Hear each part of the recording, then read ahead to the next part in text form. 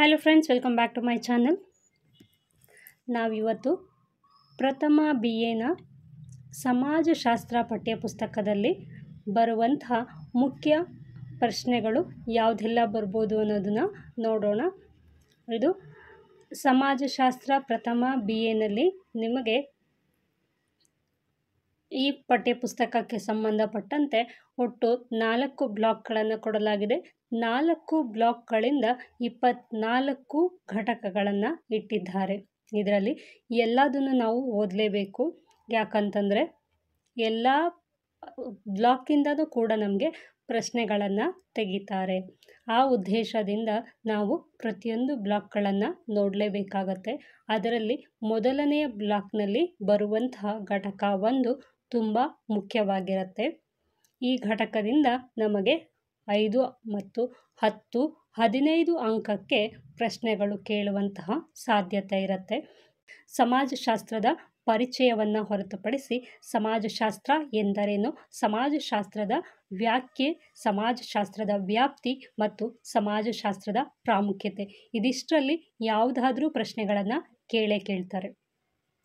ಕೆಲವೊಂದರಲ್ಲಿ 5 ಅಂಕಕ್ಕೆ ಸಮಾಜಶಾಸ್ತ್ರ ಎಂದರೇನು ಅಂತ ಕೇಳಿದ್ರೆ, ಇನ್ನು ಕೆಲವೊಂದರಲ್ಲಿ 10 ಅಥವಾ 15 ಅಂಕಕ್ಕೆ ಸಮಾಜಶಾಸ್ತ್ರ ಎಂದರೇನು ವ್ಯಾಖ್ಯಾನಿಸಿ ಅಂತ ಹೇಳಿ ಕೇಳ್ತಾರೆ. ಆಗ ನಾವು ಸಮಾಜಶಾಸ್ತ್ರದ ಪರಿಚಯವನ್ನು ಮಾಡುವುದರ ಜೊತೆಗೆ ಸಮಾಜಶಾಸ್ತ್ರದ ವ್ಯಾಖ್ಯೆಗಳನ್ನು ಸಹ ನಾವು ಬರೀಬೇಕಾಗತ್ತೆ. ಹಾಗಾಗಿ ಈ ಪಠ್ಯಪುಸ್ತಕದಲ್ಲಿ ಒಂದಷ್ಟು ವ್ಯಾಖ್ಯೆಗಳಿದೆ. ನಾವು ಅದರಲ್ಲಿ ಯಾವುದು ಸುಲಭ ಅಂತ ಅನಿಸುತ್ತೆ ಅದನ್ನು ನೋಡಿ ಒಂದು ಕಡೆ ನೋಟ್ ಮಾಡಿಟ್ಕೊಂಡು ಅದನ್ನು ಬಾಯೆಟ್ ಮಾಡಬೇಕಾಗತ್ತೆ. ಯಾಕಂತಂದರೆ ಎಲ್ಲದನ್ನು ನೆನ್ಪಿಟ್ಕೊಳ್ಳೋದು, ಆ ಹೆಸರುಗಳು ಸ್ವಲ್ಪ ಕಷ್ಟ ಇರುತ್ತೆ. ಹಾಗಾಗಿ ಎಲ್ಲದನ್ನು ನೆನ್ಪಿಟ್ಕೊಳ್ಳೋದು ಸ್ವಲ್ಪ ಕಷ್ಟ ಅನ್ನುವಂಥವ್ರು ಅದನ್ನು ಬಾಯೆಟ್ ಮಾಡಿಕೊಂಡ್ರೆ ಸ್ವಲ್ಪ ನಿಮಗೆ ಉಪಯೋಗ ಆಗುತ್ತೆ. ಇನ್ನು ಘಟಕ 2ರಲ್ಲಿ ಸಮಾಜಶಾಸ್ತ್ರದ ಉಗಮ ಮತ್ತು ಬೆಳವಣಿಗೆ, ಸಮಾಜಶಾಸ್ತ್ರದ ಕ್ಷೇತ್ರಗಳು. ಇಲ್ಲೂ ಕೂಡ ಸಮಾಜಶಾಸ್ತ್ರದ ಉಗಮ ಮತ್ತು ಬೆಳವಣಿಗೆಯನ್ನು ವಿವರಿಸಿ ಅಂತ ಕೇಳ್ಬೋದು, ಅಥವಾ ಸಮಾಜಶಾಸ್ತ್ರದ ಕ್ಷೇತ್ರಗಳು ಯಾವೆಲ್ಲ ಅಂತ ಹೇಳಿ ಕೂಡ ಪ್ರಶ್ನೆಗಳನ್ನು 10 ಅಥವಾ 15 ಅಂಕಕ್ಕೆ ಕೇಳುವಂತಹ ಸಾಧ್ಯತೆ ಇರುತ್ತೆ. ನಿಮಗೆ ಇಲ್ಲಿ ಪ್ರತಿಯೊಂದು ಘಟಕದಿಂದನೂ ಒಂದೊಂದು ಪ್ರಶ್ನೆ ಅಂತ ಹೇಳಿ 10 ಮತ್ತು 15 ಅಂಕಕ್ಕೆ ಪ್ರಶ್ನೆಗಳು ಬಂದೇ ಬರುತ್ತೆ. ಇಂಥದೇ ಪ್ರಶ್ನೆ ಬರುತ್ತೆ ಅಂತ ಹೇಳಿ ನಾವು ಹೇಳೋದಕ್ಕೆ ಸಾಧ್ಯ ಆಗೋದಿಲ್ಲ. ಹಾಗಾಗಿ ನಾವು ಎಲ್ಲ ಘಟಕಗಳನ್ನು ಮುಖ್ಯವಾಗಿ ಓದಲೇಬೇಕಾಗಿರುತ್ತೆ. ಇನ್ನು ಓದೋಕ್ಕಾಗದೇ ಇಲ್ಲ ಅನ್ನುವಂಥವ್ರು ಮುಖ್ಯವಾದ ಘಟಕಗಳನ್ನು ನಾವು ನೋಡಲೇಬೇಕಾಗತ್ತೆ. ಅದರಲ್ಲಿ ಬ್ಲಾಕ್ 1 ಕಂಪಲ್ಸರಿಯಾಗಿ ಎಲ್ಲರೂ ಓದಿ. ಬ್ಲಾಕ್ 1, ಬ್ಲಾಕ್ 2 ಮತ್ತು ಬ್ಲಾಕ್ 4 ಕಂಪಲ್ಸರಿ ಎಲ್ಲರೂ ಓದಲೇಬೇಕು. ನೀವು ಒಂದು ವೇಳೆ ಬ್ಲಾಕ್ 3 ಸ್ಕಿಪ್ ಮಾಡ್ತೀನಿ ಅಂತಂದರೆ ಈ 3 ಬ್ಲಾಕ್ಗಳನ್ನು ಅಂತಂದರೆ 1, 2 ಮತ್ತು 4ನೇ ಬ್ಲಾಕ್ಗಳನ್ನು ನೀವು ಕಂಪಲ್ಸರಿಯಾಗಿ ಓದಲೇಬೇಕು. ಯಾಕೆಂತಂದರೆ ನಿಮಗೆ 10, 15 ಅಂಕಕ್ಕೆ ಆಪ್ಷನ್ ಇರುತ್ತೆ. ಆಗ ನೀವು ಬ್ಲಾಕ್ 3 ನೀವು ಸ್ಕಿಪ್ ಮಾಡಿದ್ರೂ ಕೂಡ ಈ 3ರಿಂದ ಬಂದಂಥ ಯಾವುದಾದ್ರೂ ಪ್ರಶ್ನೆಗೆ ನೀವು ಉತ್ತರವನ್ನು ಬರೆಯೋದಕ್ಕೆ ನಿಮಗೆ ಸಾಧ್ಯ ಆಗುತ್ತೆ. ಇದಿಷ್ಟು ನಿಮಗೆ ಅರ್ಥ ಆಯಿತು ಅಂತ ಅಂದ್ಕೋತೀನಿ. ನೆಕ್ಸ್ಟು ಮೂಲ ಪುರುಷರು ಏನೆನ್ನುತ್ತಾರೆ ಅಂತಂದರೆ, ಇಲ್ಲಿ ಸಮಾಜಶಾಸ್ತ್ರವನ್ನು ಕುರಿತು ಕೆಲವೊಂದಷ್ಟು ಸಮಾಜಶಾಸ್ತ್ರಜ್ಞರು ತಮ್ಮದೇ ಆದಂತಹ ಅಭಿಪ್ರಾಯವನ್ನು ವ್ಯಕ್ತಪಡಿಸಿದ್ದಾರೆ. ಅದರಲ್ಲಿ ಸಮಾಜಶಾಸ್ತ್ರದ ಪಿತಾಮಹರಾದ ಆಗಸ್ಟ್ ಕಾಮ್ಟೆ ಮತ್ತು ಎಮಿಲಿ ಡರ್ಕಿಮ್ರವರು ತುಂಬ ಮುಖ್ಯವಾಗ್ತಾರೆ. ಅವರಿಬ್ಬರ ಬಗ್ಗೆ ನಾವು ನೋಡಬೇಕಾಗತ್ತೆ. ಇನ್ನು ಅದು ನೆಕ್ಸ್ಟು ಘಟಕ 4 ಸಮಾಜಶಾಸ್ತ್ರದ ಸ್ವಭಾವ. ಇದು ಪ್ರಶ್ನೆಗಳೆಲ್ಲೂ ಬಂದಿಲ್ಲ, ನೋಡೋಣ ಮುಂದೆ ಘಟಕವನ್ನು ನೋಡ್ತಾ ಹೋದಾಗ ಏನಾದರೂ ಅದರಲ್ಲಿ ಮುಖ್ಯ ಅಂತ ಅನಿಸಿದರೆ ನಾನು ಹೇಳ್ತೀನಿ.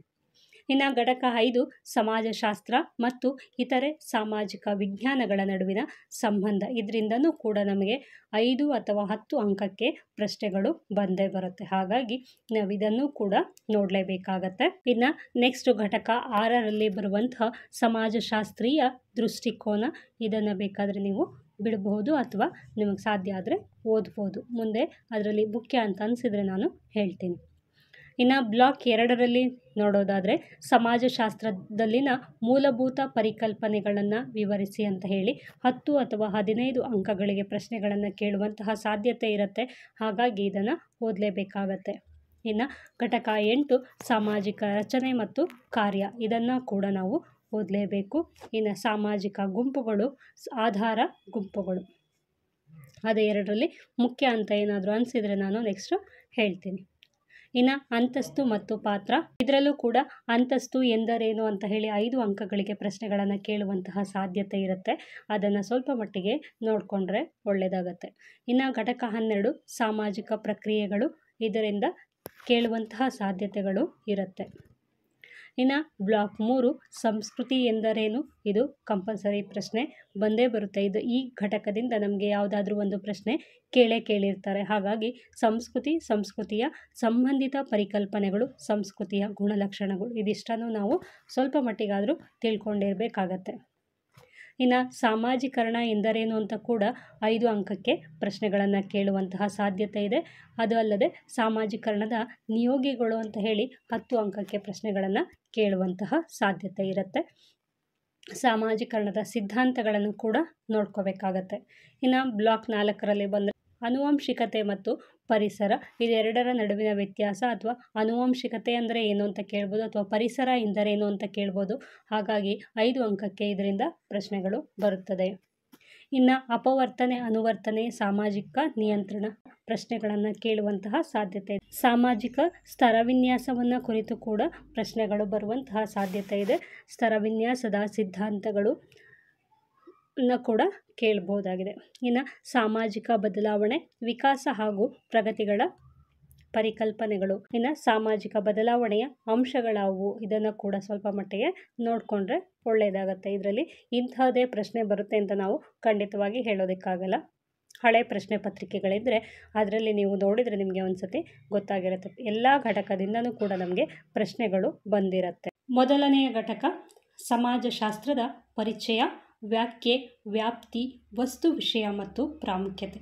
ಇದರಲ್ಲಿ ಸಮಾಜಶಾಸ್ತ್ರದ ಪರಿಚಯ ಅಂತಂದರೆ ಸಮಾಜಶಾಸ್ತ್ರ ಎಂದರೇನು ಅನ್ನೋದನ್ನು ನಾವು ತಿಳ್ಕೊಬೇಕಾಗತ್ತೆ.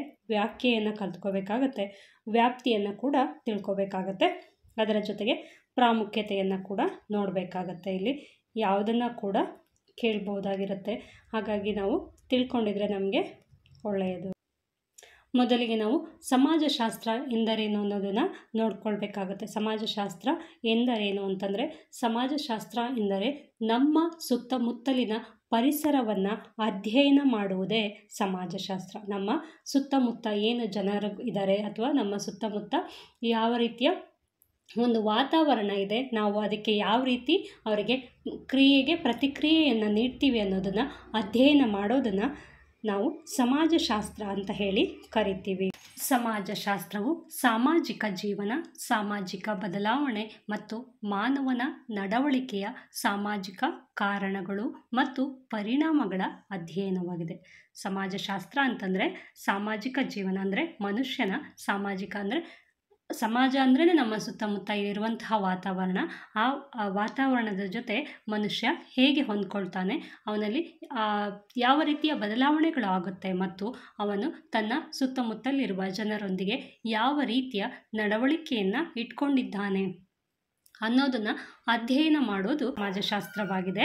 ಈ ಸಮಾಜಶಾಸ್ತ್ರಜ್ಞರು ಯಾವ ರೀತಿ ಅಧ್ಯಯನವನ್ನು ಮಾಡ್ತಾರೆ ಅಂತಂದರೆ, ಈ ಸಮಾಜದಲ್ಲಿ ಜನರು ಅಂತಂದರೆ ಗುಂಪುಗಳಲ್ಲಿ, ಸಂಸ್ಥೆಗಳಲ್ಲಿ ಸಮಾಜದ ರಚನೆಯನ್ನು ಮತ್ತು ಈ ಸಂದರ್ಭಗಳಲ್ಲಿ ಸಮಾಜದ ರಚನೆ ಏನಿರುತ್ತಲ್ಲ ಆ ಸಂದರ್ಭಗಳಲ್ಲಿ ಜನರು ಹೇಗೆ ಸಂವಹನವನ್ನು ಮಾಡ್ತಾರೆ, ಯಾವ ರೀತಿ ಇನ್ನೊಬ್ಬರ ಜೊತೆ ಪ್ರತಿಕ್ರಿಯೆಗಳನ್ನು ತೋರಿಸುತ್ತಾರೆ ಅನ್ನೋದನ್ನು ಅಧ್ಯಯನ ಮಾಡೋದನ್ನು ಸಮಾಜಶಾಸ್ತ್ರ ಅಂತ ಹೇಳಿ ಇಲ್ಲಿ ಕರೀತಾರೆ. ಇದಿಷ್ಟು ನಿಮಗೆ ಕ್ಲಿಯರ್ ಆಯಿತು ಅಂತ ಅನಿಸುತ್ತೆ. ಸಮಾಜಶಾಸ್ತ್ರ ಎಂದರೇನು ಅನ್ನೋದಕ್ಕೆ ನೀವು ಈ ಡೆಫಿನೇಷನನ್ನು ಬರೀಬೇಕಾಗುತ್ತೆ. ಸಮಾಜಶಾಸ್ತ್ರ ಎಂದರೆ ನಮ್ಮ ಸುತ್ತಮುತ್ತಲಿನ ಪರಿಸರವನ್ನು ಕುರಿತು ಅಧ್ಯಯನ ಮಾಡುವುದು ಸಮಾಜಶಾಸ್ತ್ರ. ಓಕೆನಾ? ಹಂಗಂದರೆ ನಮ್ಮ ಸುತ್ತಮುತ್ತಲಿನ ಪರಿಸರ ಅಂತಂದರೆ ನಮ್ಮ ಸುತ್ತಮುತ್ತ ಇರುವಂತಹ ಗುಂಪುಗಳು, ಸಂಸ್ಥೆಗಳು, ಸಮಾಜಗಳ ರಚನೆಯನ್ನು ಮತ್ತು ಈ ಸಂದರ್ಭಗಳಲ್ಲಿ ಜನರು ಹೇಗೆ ಸಂವಹನ ನಡೆಸುತ್ತಾರೆ, ಅಂದರೆ ಸಂವಹನ ಅಂದರೆ ಮಾತುಕತೆಯನ್ನು ನಡೆಸುತ್ತಾರೆ ಎಂಬುದನ್ನು ತನಿಖೆ ಮಾಡುವುದನ್ನು ಸಮಾಜದ ಅಧ್ಯಯನ ಅಥವಾ ಸಮಾಜಶಾಸ್ತ್ರ ಅಂತ ಹೇಳಿ ಕರೆಯಲಾಗುತ್ತದೆ. ಇದು ಸಮಾಜಶಾಸ್ತ್ರವು ಸಾಮಾಜಿಕ ಜೀವನ, ಸಾಮಾಜಿಕ ಬದಲಾವಣೆ ಮತ್ತು ಸಾಮಾಜಿಕ ನಡವಳಿಕೆಯ ಸಾಮಾಜಿಕ ಕಾರಣಗಳು ಮತ್ತು ಪರಿಣಾಮಗಳನ್ನು ಅಧ್ಯಯನ ಮಾಡುತ್ತದೆ. ಸೋಷಿಯಾಲಜಿ ಪದದ ಉತ್ಪತ್ತಿ ಅಥವಾ ಸಮಾಜಶಾಸ್ತ್ರ ಎಂಬ ಪದದ ಉತ್ಪತ್ತಿಯನ್ನು ತಿಳಿಸಿ ಅಂತ ಹೇಳಿ ಕೇಳಿದರೆ, ಸಮಾಜಶಾಸ್ತ್ರ ಎಂಬ ಪದವು ಫ್ರೆಂಚ್ ಪದವಾದ ಸೋಷಿಯಾಲಜಿ ಎಂಬ ಪದದಿಂದ ಹುಟ್ಟಿಕೊಂಡಿದೆ. ಈ ಪದವನ್ನು 1830ರಲ್ಲಿ ಅಗಸ್ಟ್ ಕಾಮ್ಟೆರವರು ಮೊದಲಿಗೆ ಬಳಸಿದರು. ಇನ್ನು ಸೋಷಿಯಾಲಜಿ ಎಂಬ ಪದ 2 ಭಾಗಗಳನ್ನು ಒಳಗೊಂಡಿದೆ. ಒಂದು ಸೋಷಿಯಸ್, ಇನ್ನೊಂದು ಲೋಗೋಸ್ ಅಥವಾ ಲೋಗಿ ಅಂತ ಹೇಳ್ತಾರೆ. ಸೋಷಿಯಸ್ ಅಂತಂದರೆ ಇದು ಲ್ಯಾಟಿನ್ ಪದವಾಗಿದ್ದು ಇದರ ಅರ್ಥ ಸಹಚರ ಅಥವಾ ಒಡನಾಡಿ ಎಂದಾಗುತ್ತದೆ. ಇನ್ನು ಲೋಗಿ ಅಂತಂದರೆ ಇದು ಗ್ರೀಕ್ ಪದವಾಗಿದ್ದು ಇದರ ಅರ್ಥ ಅಧ್ಯಯನ ಅಥವಾ ಜ್ಞಾನ ಎಂದಾಗುತ್ತದೆ. ಇದು ಗ್ರೀಕ್ ಪದವಾದ ಲೋಗೋಸ್ನಿಂದ ಬಂದಿದೆ. ಇದರ ಅರ್ಥ ಪದ ಅಥವಾ ಜ್ಞಾನ ಅಂತ ಹೇಳ್ಬೋದಾಗಿದೆ. ಹೀಗೆ ಸೋಷಿಯಾಲಜಿ ಎಂಬುದು ಸಹಚರರ ಅಧ್ಯಯನ ಅಥವಾ ಸಾಮಾಜಿಕ ಜೀವನದ ಅಧ್ಯಯನ ಅಕ್ಷರಶಃ ಅರ್ಥೈಸಬಹುದು. ಅಗಸ್ಟ್ ಕಾಮ್ಟೆರವರು ಆ ಪದವನ್ನು ಸಮಾಜದ ವೈಜ್ಞಾನಿಕ ಅಧ್ಯಯನವನ್ನು ವಿವರಿಸಲು ಬಳಸಿದರು. ಇದಿಷ್ಟು ಸಮಾಜಶಾಸ್ತ್ರ ಎಂದರೇನು, ಸಮಾಜಶಾಸ್ತ್ರ ಪದದ ಉತ್ಪತ್ತಿ ಆಯಿತು. ಇನ್ನು ನೆಕ್ಸ್ಟು ಸಮಾಜಶಾಸ್ತ್ರದ ವ್ಯಾಖ್ಯೆಗಳನ್ನು ನೋಡೋದಾದರೆ, ಇಲ್ಲಿ ನಿಮ್ಮ ಬುಕ್ಸಲ್ಲಿ ಸಾಕಷ್ಟು ವ್ಯಾಖ್ಯೆಗಳನ್ನು ಕೊಟ್ಟಿದ್ದಾರೆ. ಇದರಲ್ಲಿ ನಿಮಗೆ ಯಾವುದು ಸುಲಭ ಅಂತ ಅನಿಸುತ್ತೆ ಅದನ್ನು ಅರ್ಥ ಆಗುವಂಥದ್ದನ್ನು ನಿಮಗೆ ಈಸಿಯಾಗಿ ನೆನ್ಪಿಟ್ಕೊಳ್ಳೋದಕ್ಕೆ ಆಗುವಂಥ 8ರಿಂದ 9 ಕಲ್ತ್ಕೊಳ್ಳಿ. ಯಾಕೆ ಅಂತಂದರೆ 10 ಮಾರ್ಕ್ಸಿಗೆ 15 ಮಾರ್ಕ್ಸಿಗೆ ಕೇಳಿದಾಗ ನೀವು ಅಷ್ಟನ್ನು ಬರೀಬೇಕಾಗತ್ತೆ. ಹಾಗಾಗಿ 8ರಿಂದ 9 ನೀವು ನೆನ್ಪಿಟ್ಕೊಳ್ಳಿ. ಸಾಧ್ಯವಾದಷ್ಟು ಈಸಿ ಆಗಿರೋವಂಥದ್ದನ್ನು ಅಥವಾ ನಿಮಗೆ ಯಾವ ರೀತಿ ಈಸಿ ಆಗುತ್ತೆ ಆ ಥರ ಒಂದು ಕಡೆ ನೋಟ್ ಮಾಡಿಟ್ಕೊಳ್ಬೇಕಾದ್ರೆ ನೀವು ಬರ್ಕೊಬೋದಾಗಿದೆ. ಜಾನ್ ಎಫ್ ಕ್ಯೂಬಕ್, ಇದು ನಿಮಗೆ ಈಸಿ ಆಗುತ್ತೆ ಅನಿಸುತ್ತೆ. ಜಾನ್ ಎಫ್ ಕ್ಯೂಬಕ್ ರವರು ಸಮಾಜಶಾಸ್ತ್ರವನ್ನು ಮಾನವನ ಸಂಬಂಧಗಳಿಗೆ ಸಂಬಂಧಪಟ್ಟ ವೈಜ್ಞಾನಿಕ ಜ್ಞಾನ ಸಂಚಯ ಎಂಬುದಾಗಿ ಅರ್ಥೈಸುತ್ತಾರೆ. ಮಾನವನ ಸಂಬಂಧಗಳಿಗೆ, ಮಾನವನ ಅಂತಂದರೆ ಮನುಷ್ಯನ ಮತ್ತು ಇನ್ನೊಬ್ಬ ಮನುಷ್ಯನ ನಡುವೆ ಇರುವಂತಹ ಸಂಬಂಧಗಳಿದೆಯಲ್ಲ, ಆ ಸಂಬಂಧಗಳಿಗೆ ಸಂಬಂಧಪಟ್ಟ ವಿಷಯಗಳನ್ನು ವೈಜ್ಞಾನಿಕವಾಗಿ ಅಧ್ಯಯನ ಮಾಡೋದನ್ನು ಸಮಾಜಶಾಸ್ತ್ರ ಅಂತ ಇವರು ಕರೆದಿದ್ದಾರೆ. ಯಾರು? ಜಾನ್ ಎಫ್ ಕ್ಯೂಬರ್ ರವರು. ಇನ್ನು ಸಾಮಾಜಿಕ ಪ್ರಕ್ರಿಯೆಗಳ ಅಧ್ಯಯನವೇ ಸಮಾಜಶಾಸ್ತ್ರ ಅಂತ ಕರೆದಿದ್ದಾರೆ. ಯಾರು? ಎಡ್ವರ್ಡ್ ಬಿ ರೂಟರ್ ರವರು, ಕ್ಲೈಂಟ್ ಡಬ್ಲ್ಯೂ ಹಾರ್ಟ್ ರವರು. ನೆನ್ಪಿಟ್ಕೊಳ್ಳೋದಕ್ಕೆ ಸ್ವಲ್ಪ ಕಷ್ಟ ಆಗುತ್ತೆ, ಹಾಗಾಗಿ ಬಾಯ್ಟ್ ಮಾಡಿಕೊಂಡ್ರೆ ಒಳ್ಳೆಯದು. ಸಮಾಜದ ಮೂಲಭೂತ ರಚನೆಯನ್ನು ಅಧ್ಯಯನ ಮಾಡುವುದೇ ಸಮಾಜಶಾಸ್ತ್ರ.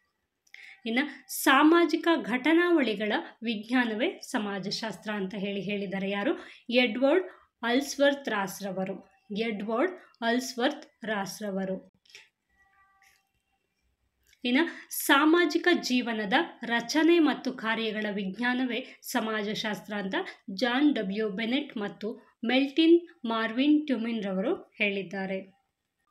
ಸಾಮಾಜಿಕ ಜೀವನದ ರಚನೆಯ ವೈಜ್ಞಾನಿಕ ಅಧ್ಯಯನವೇ ಸಮಾಜಶಾಸ್ತ್ರ. ಸಾಮಾಜಿಕ ಜೀವನದ ರಚನೆಯ ಅಧ್ಯಯನವೇ ಸಮಾಜಶಾಸ್ತ್ರ ಅಂತ ಒಬ್ಬರಂದರೆ, ಇನ್ನು ಸಾಮಾಜಿಕ ಜೀವನದ ರಚನೆಯ ವೈಜ್ಞಾನಿಕ ಅಧ್ಯಯನವೇ ಸಮಾಜಶಾಸ್ತ್ರ ಅಂತ ಕಿಂಗ್ಬಾಲ್ ಎಂಗ್ ರವರು ಮತ್ತು ರೆಮಿನ್ ಡಬ್ಲ್ಯೂ ಮ್ಯಾಕ್ ರವರು ಹೇಳಿದ್ದಾರೆ. ಇನ್ನು ಮಾನವನ ಸಂಬಂಧಗಳ ವಿಜ್ಞಾನವೇ ಸಮಾಜಶಾಸ್ತ್ರ. ಮಾನವನ ಸಂಬಂಧವನ್ನು ಅಧ್ಯಯನ ಮಾಡೋದು ಸಮಾಜಶಾಸ್ತ್ರ ಅಂತ ಒಬ್ರು ಹೇಳಿದ್ದಾರೆ. ಇನ್ನೊಬ್ಬರು ಮಾನವನ ಸಂಬಂಧಗಳ ವಿಜ್ಞಾನವನ್ನು ಸಮಾಜಶಾಸ್ತ್ರ ಅಂತ ಮತ್ತೊಬ್ರು ಹೇಳಿದ್ದಾರೆ. ಹೀಗೆ ನೋಡಿ, ಸಿಮಿಲರ್ ಇರುತ್ತೆ, ಅದನ್ನು ಕಂಪೇರ್ ಮಾಡಿಕೊಂಡು ಅದನ್ನು ಯಾರು ಬರೆದಿರೋದು ಅನ್ನೋದನ್ನ ಸ್ವಲ್ಪ ನೋಡಿಕೊಂಡ್ರೆ ನೀವು ನೆನ್ಪಿಟ್ಕೊಳ್ಳೋದಕ್ಕೆ ಈಸಿ ಆಗುತ್ತೆ.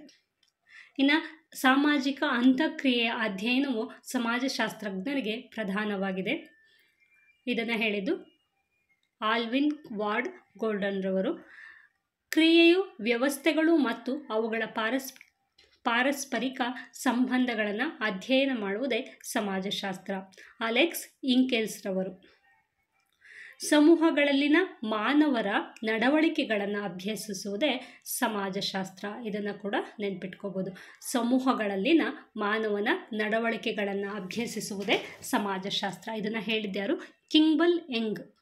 ಸಾಮೂಹಿಕ ನಡವಳಿಕೆಯ ವಿಜ್ಞಾನವೇ ಸಮಾಜಶಾಸ್ತ್ರ. ಸಾಮೂಹಿಕವಾಗಿ ನಾವು ಯಾವ ರೀತಿ ಬಿಹೇವ್ನ ಮಾಡ್ತೀವಿ ಅನ್ನೋದನ್ನ ಅಧ್ಯಯನ ಮಾಡೋದನ್ನು ಸಮಾಜಶಾಸ್ತ್ರ ಅಂತ ರಾಬರ್ಟ್ ಇ ಪಾರ್ಕ್ ಮತ್ತು ಆನ್ಸೆಟ್ ಡಬ್ಲ್ಯೂ ಬರ್ಗೇಸ್ ರವರು ಹೇಳಿದ್ದಾರೆ. ಸಮಾಜಶಾಸ್ತ್ರವನ್ನು ಸಂಸ್ಥೆಗಳ ವಿಜ್ಞಾನವೆಂಬುದಾಗಿ ವ್ಯಾಖ್ಯಾನಿಸಬಹುದಾಗಿದೆ. ಸಮಾಜಶಾಸ್ತ್ರವನ್ನು ಸಂಸ್ಥೆಗಳ ವಿಜ್ಞಾನ ಅಂತ ವ್ಯಾಖ್ಯಾನಿಸಿದ್ದಾರೆ. ಯಾರು? ಸಾಮಾಜಿಕ ಕ್ರಿಯೆಯ ವಿವರಣಾತ್ಮಕ ಗ್ರಹಿಕೆಯ ಪ್ರಯತ್ನವನ್ನು ಮಾಡುವ ಶಾಸ್ತ್ರವೇ ಸಮಾಜಶಾಸ್ತ್ರ. Max weber. ಸಾಮಾಜಿಕ ಕ್ರಿಯೆಯ ವಿವರಣಾತ್ಮಕ ಗ್ರಹಿಕೆಯ ಪ್ರಯತ್ನವನ್ನು ಮಾಡುವ ಶಾಸ್ತ್ರವೇ ಸಮಾಜಶಾಸ್ತ್ರ ಎಂದಿದ್ದಾರೆ. ಸಾಮಾಜಿಕ ಸಂಬಂಧಗಳ ಬಲೆಯನ್ನು ಕುರಿತದ್ದೇ ಸಮಾಜಶಾಸ್ತ್ರ ಅಂತ ರಾಬರ್ಟ್ ಮಾರಿಸನ್, ಮ್ಯಾಕ್ಸ್ ವೆಬರ್ ಮತ್ತು ಚಾರ್ಲ್ಸ್ ಎಚ್ ಪೇಚ್ ರವರು ಹೇಳಿದ್ದಾರೆ. ಮಾನವನ ಸಾಮಾಜಿಕ ಜೀವನ, ಸಮೂಹಗಳು ಮತ್ತು ಸಮಾಜಗಳನ್ನು ಅಧ್ಯಯನ ಮಾಡುವುದೇ ಸಮಾಜಶಾಸ್ತ್ರ ಅಂತ ಹೇಳಿ ಆಂಥೋನಿ ಗಿಡನ್ಸ್ ರವರು ಹೇಳಿದ್ದಾರೆ. ಇಲ್ಲಿ ಸಾಕಷ್ಟು ವ್ಯಾಖ್ಯಾನಗಳು ಸಿಗುತ್ತೆ. ನಿಮಗೆ ಅನುಕೂಲವಾಗಿ ನೆನಪಿಟ್ಟುಕೊಳ್ಳೋದಕ್ಕೆ ಸುಲಭವಾಗುವಂತಹ ಒಂದು 8ರಿಂದ 10 ವ್ಯಾಖ್ಯಾನಗಳನ್ನು ಕಲ್ತ್ವಿ. ಇನ್ನು ನೆಕ್ಸ್ಟು ಸಮಾಜಶಾಸ್ತ್ರದ ವ್ಯಾಪ್ತಿಯ ಬಗ್ಗೆ ಒಂದು ಶಾರ್ಟ್ ಲುಕ್ ನೋಡ್ಕೊಳ್ತಾ ಬಂದ್ಬಿಡೋಣ. ಬಹಳ ವಿಸ್ತಾರವಾಗಿದೆ ಇದು ಸಮಾಜಶಾಸ್ತ್ರದ. ಯಾವುದೇ ಶಾಸ್ತ್ರದ ಬಗ್ಗೆ ನೀವು ವ್ಯಾಪ್ತಿಯನ್ನು ಕೇಳಿದ್ರೆ ಇದೊಂದು ಪಾಯಿಂಟನ್ನು ನೀವು ಹೇಗೆ ಬೇಕಾದರೂ ಸೇರಿಸ್ಬೋದು. ಸಮಾಜಶಾಸ್ತ್ರದ ವ್ಯಾಪ್ತಿಯು ಬಹಳ ವಿಸ್ತಾರವಾಗಿದೆ. ಯಾವುದೇ ಒಂದು ಶಾಸ್ತ್ರಕ್ಕೆ ಅಲ್ಲಿ ಲಿಮಿಟೇಷನ್ ಅನ್ನೋದು ಇಲ್ಲ. ಅದನ್ನು ನಾವು ಎಲ್ಲದಕ್ಕೂ ವಿಸ್ತಾರವನ್ನು ಮಾಡ್ತಾ ಹೋಗ್ಬೋದು. ಹಾಗಾಗಿ ಸಮಾಜಶಾಸ್ತ್ರದ ವ್ಯಾಪ್ತಿಯು ಬಹಳ ವಿಸ್ತಾರವಾಗಿದೆ ಮತ್ತು ಮಾನವ ಸಾಮಾಜಿಕ ಜೀವನದ ಬಹುತೇಕ ಎಲ್ಲ ಅಂಶಗಳನ್ನು ಇದು ಒಳಗೊಂಡಿದೆ. ಇಲ್ಲಿ ಈ ಮಾನವನಿಗೆ ಸಂಬಂಧಪಟ್ಟಂಥ ಎಲ್ಲ ವಿಚಾರಗಳನ್ನು ಕುರಿತು ಈ ಸಮಾಜಶಾಸ್ತ್ರ ಅಧ್ಯಯನ ಮಾಡುತ್ತದೆ. ಇದನ್ನು ಪ್ರಮುಖವಾಗಿ 2 ಹಂತಗಳಲ್ಲಿ ವಿಂಗಡಿಸಬಹುದಾಗಿದೆ. ಒಂದು ವಿಷಯದ ವ್ಯಾಪ್ತಿ, ಇನ್ನೊಂದು ದೃಷ್ಟಿಯ ವ್ಯಾಪ್ತಿ. ಇಲ್ಲಿ ಯಾವ ವಿಷಯವನ್ನು ನಾವು ಅಧ್ಯಯನ ಮಾಡ್ತೀವಿ ಅನ್ನೋದು ಒಂದು ವ್ಯಾಪ್ತಿ ಆದರೆ ಇನ್ನೊಂದು ಯಾವ ರೀತಿ ನಾವು ಅದನ್ನು ನೋಡ್ತೀವಿ ಅನ್ನೋದು ಇನ್ನೊಂದು ವ್ಯಾಪ್ತಿ ಆಗುತ್ತೆ. ಹಾಗಾಗಿ ಇಲ್ಲಿ ವಿಷಯದ ವ್ಯಾಪ್ತಿಯನ್ನು ನಾವು ನೋಡುವುದಾದರೆ ಸಮಾಜಶಾಸ್ತ್ರವು ಯಾವ ವಿಷಯಗಳನ್ನು ಅಧ್ಯಯನ ಮಾಡುತ್ತದೆ ಎಂಬುದನ್ನು ಇದು ಸೂಚಿಸುತ್ತದೆ. ಅದು ಯಾವ್ಯಾವ ವಿಷಯಗಳನ್ನು ನಾವು ಅಧ್ಯಯನ ಮಾಡ್ತೀವಿ ಈ ಸಮಾಜಶಾಸ್ತ್ರಕ್ಕೆ ಸಂಬಂಧಪಟ್ಟಂತೆ ಅಂತ ನೋಡೋದಾದರೆ ಸಾಮಾಜಿಕ ಸಂಸ್ಥೆಗಳು ಅಂತಂದರೆ ಕುಟುಂಬ, ವಿವಾಹ, ಧರ್ಮ, ಶಿಕ್ಷಣ, ಆರ್ಥಿಕತೆ ಮತ್ತು ರಾಜಕೀಯ ಮುಂತಾದ ಸಮಾಜದ ಮೂಲಭೂತ ರಚನೆಗಳು ಮತ್ತು ಅವುಗಳ ಕಾರ್ಯಗಳನ್ನು ಅಧ್ಯಯನ ಮಾಡುತ್ತದೆ. ಸಾಮಾಜಿಕ ಗುಂಪುಗಳು ಅಂತಂದರೆ ಸಾಮಾಜಿಕ ಗುಂಪುಗಳ ಕೆಳಗಡೆ ಯಾವುದೆಲ್ಲ ಬರುತ್ತೆ ಅಂದರೆ ಪ್ರಾಥಮಿಕ ಗುಂಪುಗಳು, ದ್ವಿತೀಯಕ ಗುಂಪುಗಳು ಮತ್ತು ಅವುಗಳ ರಚನೆ, ಕಾರ್ಯಗಳು ಮತ್ತು ವ್ಯಕ್ತಿಗಳ ಮೇಲೆ ಅವು ಯಾವ ರೀತಿಯ ಪರಿಣಾಮವನ್ನು ಬೀರುತ್ತೆ ಅಥವಾ ಪ್ರಭಾವವನ್ನು ಬೀರುತ್ತೆ ಅನ್ನೋದನ್ನು ಈ ಸಮಾಜಶಾಸ್ತ್ರದಲ್ಲಿ ನಾವು ಅಧ್ಯಯನವನ್ನು ಮಾಡ್ತೀವಿ. ಇನ್ನು ಸಾಮಾಜಿಕ ಸಂಬಂಧಗಳು, ನಾವೀಗಾಗಲೇ ಗೊತ್ತಿದೆ ನಮಗೆ ಸಮಾಜಶಾಸ್ತ್ರ ಅಂದರೆ ಸಾಮಾಜಿಕ ಸಂಬಂಧಗಳನ್ನು ಕುರಿತು ಅಧ್ಯಯನ ಮಾಡೋದು ಅಂತ ತಿಳ್ಕೊಂಡಿದ್ದೀವಿ ನಾವು ವ್ಯಾಖ್ಯೆಗಳನ್ನು ನೋಡಿದಾಗ. ಹಾಗಾಗಿ ಸಾಮಾಜಿಕ ಸಂಬಂಧಗಳು ಯಾವ ರೀತಿಯ ಸಂಬಂಧಗಳು ಅಂತಂದರೆ ವ್ಯಕ್ತಿಗಳು ಮತ್ತು ಗುಂಪುಗಳ ನಡುವಿನ ಸಂವಹನ, ಸಹಕಾರ, ಸ್ಪರ್ಧೆ, ಸಂಘರ್ಷದಂತಹ ವಿವಿಧ ರೀತಿಯ ಸಂಬಂಧಗಳನ್ನು ನಾವಿಲ್ಲಿ ಅಧ್ಯಯನ ಮಾಡ್ತೀವಿ.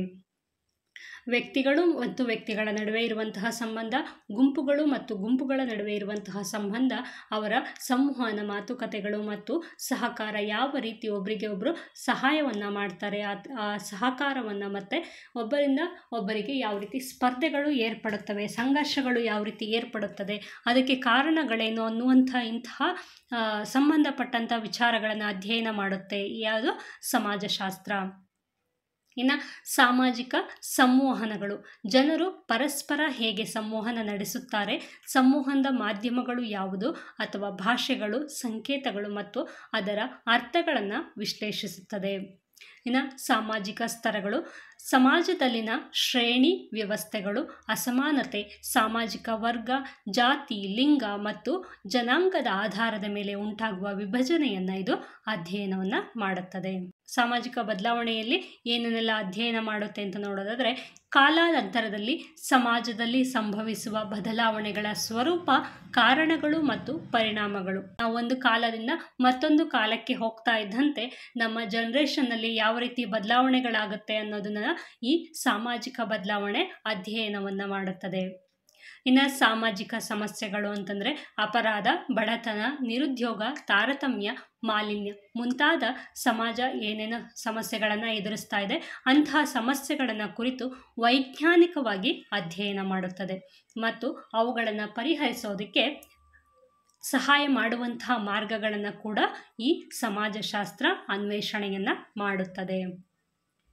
ಇನ್ನು ಸಂಸ್ಕೃತಿ ಮತ್ತು ಸಾಮಾಜೀಕರಣವನ್ನು ನೋಡೋದಾದರೆ ಸಂಸ್ಕೃತಿಯ ಅರ್ಥ, ಅದರ ಅಂಶಗಳು, ಸಾಮಾಜಿಕ ಮೌಲ್ಯಗಳು, ನಂಬಿಕೆಗಳು ಮತ್ತು ಸಂಪ್ರದಾಯಗಳು ವ್ಯಕ್ತಿಗಳನ್ನು ಹೇಗೆ ರೂಪಿಸುತ್ತವೆ ಎಂಬುದನ್ನು ಕುರಿತು ಅಧ್ಯಯನ ಮಾಡುತ್ತವೆ. ಸಾಮಾಜೀಕರಣದ ಪ್ರಕ್ರಿಯೆ ಮತ್ತು ವ್ಯಕ್ತಿಗಳು ಸಾಮಾಜಿಕ ನಿಯಮಗಳನ್ನು ಹೇಗೆ ಕಲಿಯುತ್ತಾರೆ ಎಂಬುದನ್ನು ಪರಿಶೀಲಿಸುತ್ತದೆ. ಇನ್ನು ಜನಸಂಖ್ಯೆ ಮತ್ತು ಸಮುದಾಯಕ್ಕೆ ಸಂಬಂಧಪಟ್ಟಂತೆ ಸಮಾಜಶಾಸ್ತ್ರ ಅಧ್ಯಯನ ಮಾಡುತ್ತದೆ. ಏನನ್ನೆಲ್ಲ ಅಧ್ಯಯನ ಮಾಡುತ್ತೆ ಅಂತಂದರೆ ಜನಸಂಖ್ಯೆಯ ಗಾತ್ರ, ರಚನೆ, ವಿತರಣೆ ಮತ್ತು ಬದಲಾವಣೆಗಳನ್ನು ಅಧ್ಯಯನ ಮಾಡುತ್ತದೆ. ಗ್ರಾಮೀಣ ಮತ್ತು ನಗರ ಸಮುದಾಯಗಳ ರಚನೆ ಮತ್ತು ಕಾರ್ಯನಿರ್ವಹಣೆಯನ್ನು ಈ ಸಮಾಜಶಾಸ್ತ್ರ ಅಧ್ಯಯನ ಮಾಡುತ್ತದೆ. ಇನ್ನು ದೃಷ್ಟಿಕೋನದ ವ್ಯಾಪ್ತಿಯಲ್ಲಿ ನಾವು ನೋಡೋದಾದರೆ ಸಮಾಜಶಾಸ್ತ್ರವು ಸಾಮಾಜಿಕ ವಿದ್ಯಮಾನಗಳನ್ನು ಹೇಗೆ ಅಧ್ಯಯನ ಮಾಡುತ್ತದೆ ಎಂಬುದನ್ನು ಇದು ಸೂಚಿಸುತ್ತದೆ. ನಾವು ಈಗ ಏನನ್ನೆಲ್ಲ ಅಧ್ಯಯನ ಮಾಡುತ್ತೆ ಅಂತ ನೋಡ್ಕೊಂಡು ಬಂದ್ವಲ್ಲ, ಅದನ್ನು ಯಾವ ರೀತಿ ಅಧ್ಯಯನ ಮಾಡುತ್ತೆ ಅನ್ನೋದನ್ನು ಈ ದೃಷ್ಟಿಕೋನ ವ್ಯಾಪ್ತಿ ಹೇಳುತ್ತದೆ.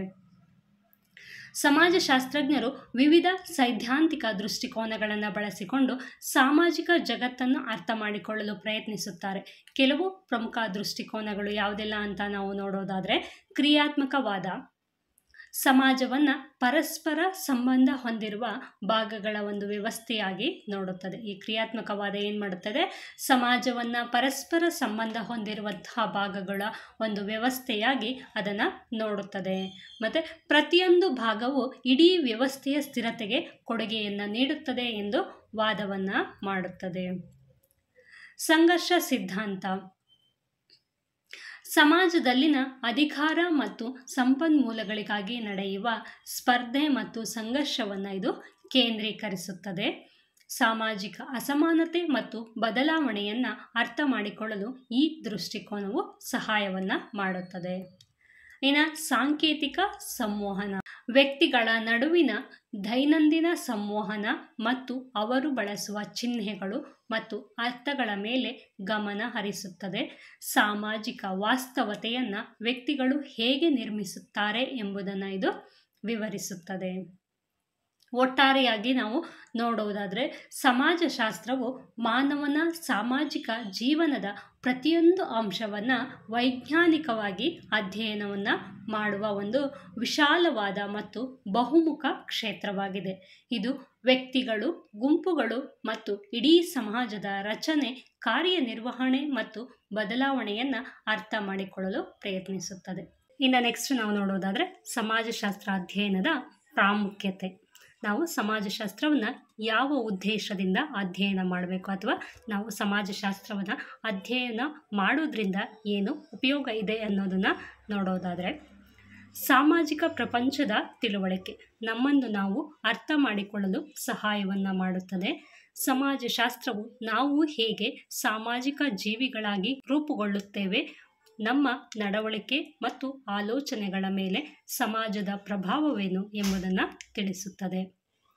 ನಮ್ಮ ಸ್ವಂತ ಜೀವನ ಮತ್ತು ಅನುಭವಗಳನ್ನು ವಿಶಾಲವಾದ ಸಾಮಾಜಿಕ ಸಂದರ್ಭಗಳಲ್ಲಿ ನೋಡಲು ಸಹಾಯವನ್ನು ಮಾಡುತ್ತದೆ.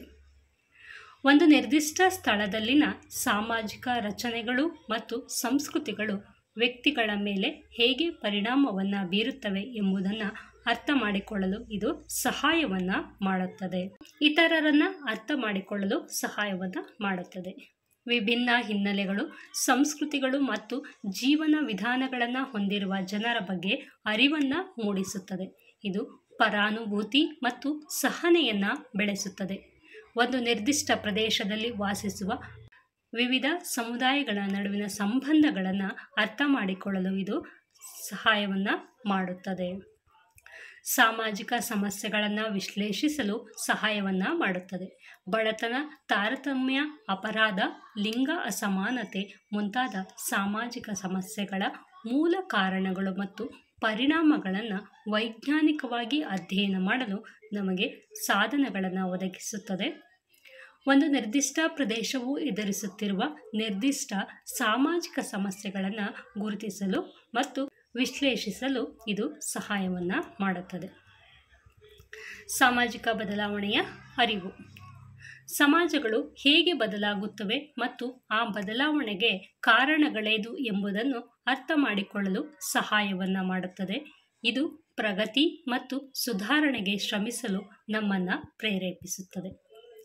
ಒಂದು ನಿರ್ದಿಷ್ಟ ಪ್ರದೇಶದಲ್ಲಿ ಕಾಲಾನಂತರದಲ್ಲಿ ಸಂಭವಿಸಿದ ಸಾಮಾಜಿಕ ಬದಲಾವಣೆಗಳನ್ನು ಮತ್ತು ಭವಿಷ್ಯದ ಪ್ರವೃತ್ತಿಗಳನ್ನು ಅಂದಾಜಿಸಲು ಇದು ಉಪಯುಕ್ತವಾಗಿದೆ. ವಿಮರ್ಶಾತ್ಮಕ ಚಿಂತನೆ ಮತ್ತು ವಿಶ್ಲೇಷಣಾತ್ಮಕ ಕೌಶಲ್ಯಗಳನ್ನು ಇದು ಅಭಿವೃದ್ಧಿಪಡಿಸುತ್ತದೆ. ಸಮಾಜಶಾಸ್ತ್ರವು ಮಾಹಿತಿಯನ್ನು ಪ್ರಶ್ನಿಸಲು, ವಿಭಿನ್ನ ದೃಷ್ಟಿಕೋನಗಳನ್ನು ಪರಿಗಣಿಸಲು ಮತ್ತು ತಾರ್ಕಿಕ ತೀರ್ಮಾನಗಳನ್ನು ತೆಗೆದುಕೊಳ್ಳಲು ನಮ್ಮನ್ನು ಪ್ರೋತ್ಸಾಹಿಸುತ್ತದೆ. ಸಂಕೀರ್ಣ ಸಾಮಾಜಿಕ ಸಮಸ್ಯೆಗಳನ್ನು ವಿಭಿನ್ನ ಭಾಗಗಳಾಗಿ ವಿಂಗಡಿಸಿ ಅವುಗಳ ನಡುವಿನ ಸಂಬಂಧವನ್ನು ಗುರುತಿಸಲು ಮತ್ತು ಪರಿಹಾರಗಳನ್ನು ಕಂಡುಕೊಳ್ಳಲು ಸಹಾಯವನ್ನು ಮಾಡುತ್ತದೆ. ಜಾಗತಿಕ ಪ್ರಜ್ಞೆಯನ್ನು ಬೆಳೆಸುತ್ತದೆ. ವಿಭಿನ್ನ ಸಮಾಜಗಳು ಮತ್ತು ಸಂಸ್ಕೃತಿಗಳ ಬಗ್ಗೆ ತಿಳಿದುಕೊಳ್ಳುವುದರಿಂದ ಜಾಗತಿಕ ಸಮಸ್ಯೆಗಳನ್ನು ಅರ್ಥ ಮಾಡಿಕೊಳ್ಳಲು ಮತ್ತು ಅಂತಾರಾಷ್ಟ್ರೀಯ ಸಹಕಾರವನ್ನು ಬೆಳೆಸಲು ಇದು ಸಹಾಯವನ್ನು ಮಾಡುತ್ತದೆ.